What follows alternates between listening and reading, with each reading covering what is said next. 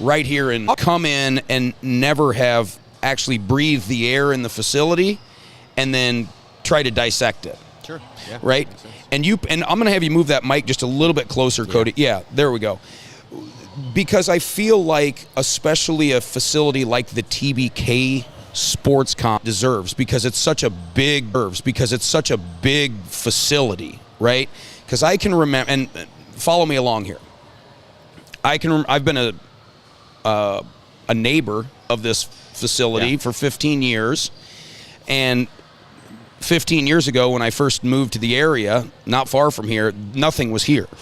This was just a field. This was the cornfield, yeah. And now what we have is this boutique shops and all kinds of other businesses that have popped up. Gas, it was nothing. And now here's where we are. With that big of a growth and big of an expansion comes a lot of misunderstanding about how this facility works. Does that make sense? Sure, yeah. And with but first I want to hear about you. Okay? So how in the world did a Cody Smith end up being the general manager of the Level 2 Fitness Center? That is in Bettendorf, which actually closed over COVID.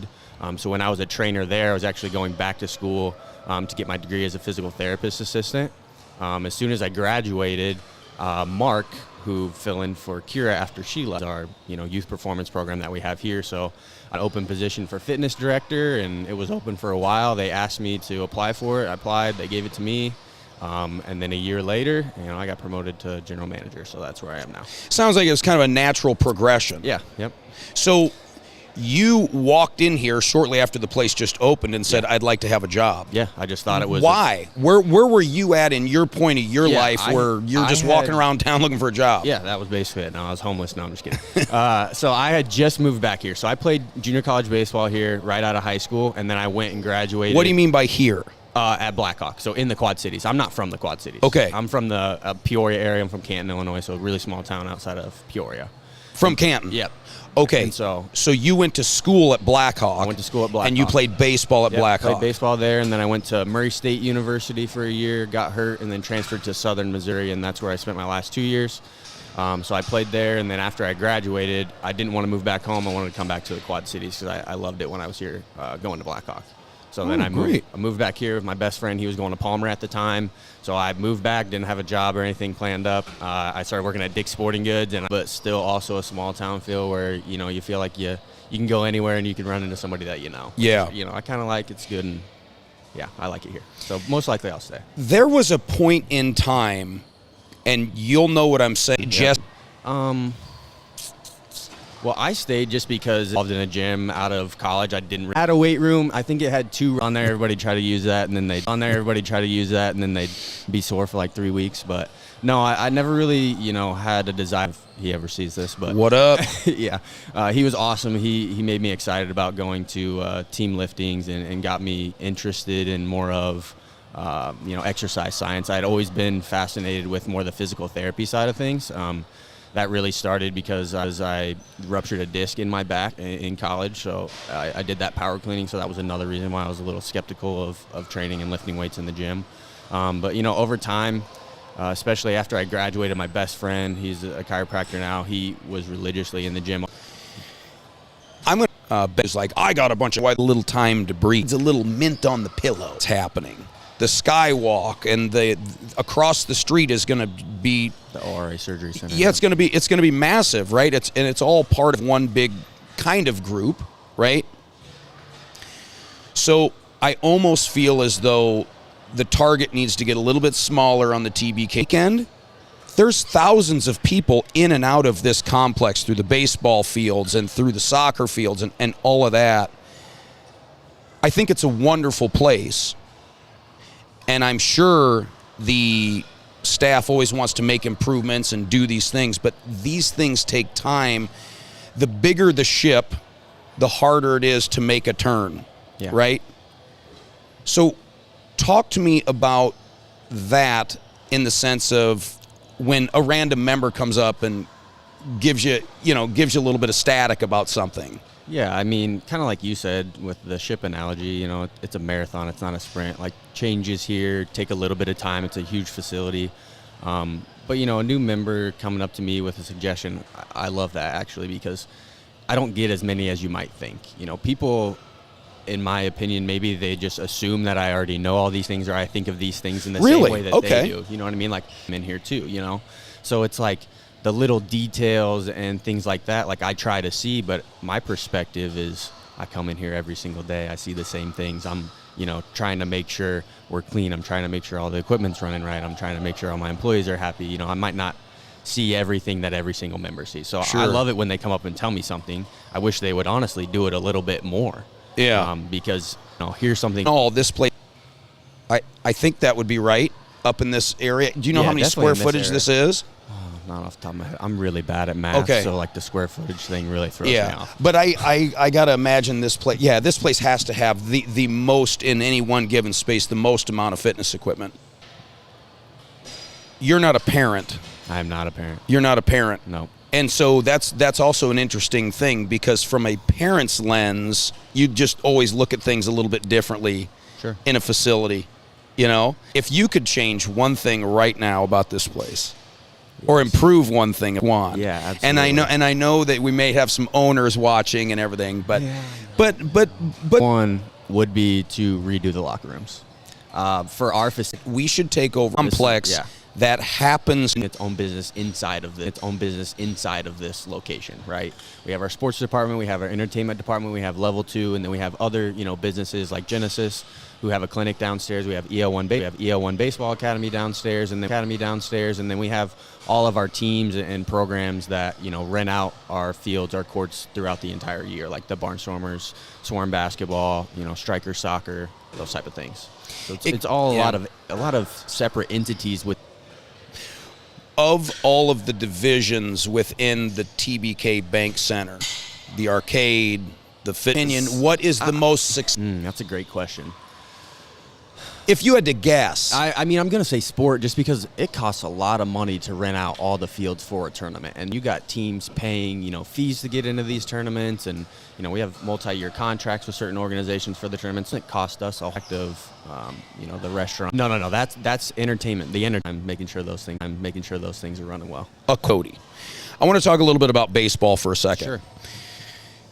Correct me if I'm wrong, but I've heard this from other baseball players who have asked from a skill. In my opinion, it's more about consistency, especially in the grind. Rates a lot of minor league. It's a designed test to be able to have the fortitude to just continue to go without and grind. Every season's a grind. If you can't grind it out in the minor leagues, which isn't even as long as the major league season, how are you going to make it through, you know, multiple seasons in the MLB? Yeah. So it is by design. I would think it's part of the design for sure. Yeah, because I almost think if somehow minor league baseball fell into a whole lot of investments and a whole lot of money, and all of a sudden the players are making a ton of dough, or way more than what they thought they could make, right?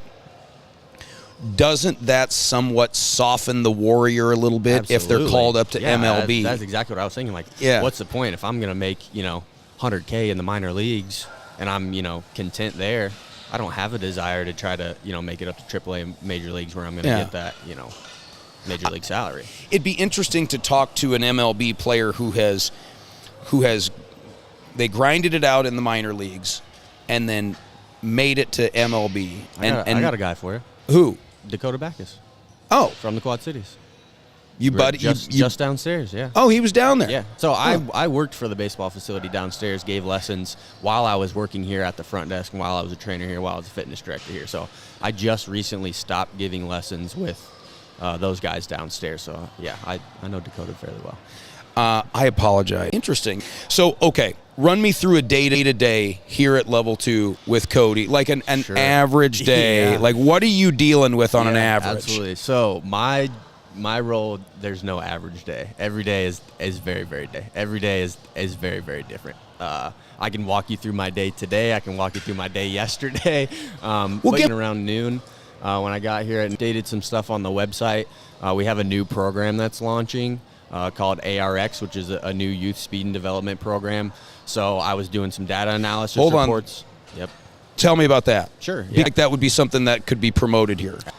USA will develop, you know, athlete. Yeah. Okay. Know about this program? Like, how do organizations of TBK? So we've only done 3. These athletes would rank up to other athletes from an elite, advanced, developing or ability with acceleration. Like for the 40-yard dash, let's say an athlete's running, top speed 16 miles an hour. They should be getting to 90% of 16 miles an hour within that first 10 yards. So if they're not getting to 90% of 16 miles an hour on that assessment. Measure up nationally. Or not nationally, but would it be within this ecosystem of this program? I shouldn't say like they're being nationally ranked as an athlete among all the athletes in the world. It's more of like a national ranking to see like how they're how they compare to other athletes in other states that are doing the same sports as them in the same age group, same gender. So it's not a ranking, but you're establishing a baseline. Establishing a baseline, and so those baselines. That's kind of what I was talking about. With are they towards the advanced tier of athletes? Are they in the elite tier of athletes? Are they a beginner athlete, or are they developing still? And especially with youth athletes, it's difficult to tell because age and puberty play a huge role. Some athletes are going to be more developed at a younger age than, especially with younger kids. And I'm seeing that as a parent with younger kids and being in that world of all kinds of parents with younger kids. Yeah. You go one season here and a kid is an absolute standout, and then 6 months. Also, we're going to be short. It's just my thing was I just try to play as many sports as possible. I played basketball, I played baseball, I played football, I did track up until junior high. I was very active. I like to do as many things as I could. Nowadays, I don't feel like that's necessarily. It's not as common for sure. The machine, the sports machine has keyed in. I'm sure it's great, and we're in LeClaire to see if they're not going to get noticed. Yeah, they need exposure. They need exposure. That's playing in different leagues. That's that's what the travel ball is. Like for me, growing up in high school, travel ball started to become a thing, and I was a good high school player, but I was from a really small town, so I didn't have a lot of college offers. I didn't have a lot of showcase teams asking me to come play for them. But then I did go do one showcase in Chicago, and then after I was exposed to all these college coaches, yes, I got a lot of different offers to go offers to play from a small town. Like I don't know about any doing all the extracurricular things. You have these to it, and like you feel special. You feel like you're a part. To sit down with actually happens is a push back to the Sandlot. And I think what would be a good opportunity is if you end up getting a couple really well-known coaches and people that are influential in the youth sports world that go, enough. Yeah. Enough. Here's what we're going to do. We're going to have practices on these days. And I had this idea for a baseball league because our daughter plays in the LeClaire Wapsie League, which is a very fun, laid-back league. It's not a travel league. It's just hanging out and playing kids from the area. I think what's going to happen, I hope what happens, is there ends up being this kind of rally cry for that small town baseball feel where every Friday night there's a game and the parents that turns bringing a grill, and of it, like they're having to interact with a bunch of different kids, and the parents have to interact with all the different parents. And if you have a different coach for each team too. Cody are on the same team, and RP, nice to meet you. Well, I guess we might see you again.